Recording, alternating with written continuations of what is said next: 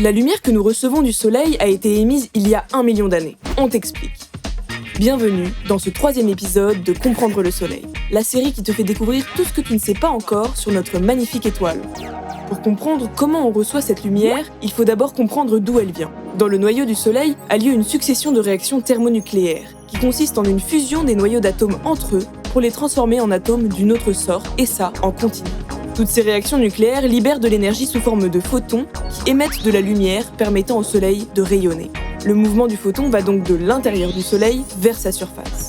Quand on connaît la vitesse de la lumière, cette opération devrait prendre 2,3 secondes. Sauf que ce n'est pas vraiment le cas, parce que le noyau du Soleil, c'est un peu comme les embouteillages sur le périph'. On parle d'une zone très dense en particules, où la matière est très agitée et les collisions sont fréquentes. L'embouteillage est donc cosmique. Un photon émis par une réaction nucléaire sera alors immédiatement réabsorbé par un autre atome, puis réémis, et ainsi de suite. Après qu'il arrive à s'échapper du noyau, il doit encore traverser la zone radiative beaucoup plus froide, ce qui lui prend quelques 200 000 ans avant d'atteindre la couche visible du Soleil, la photosphère.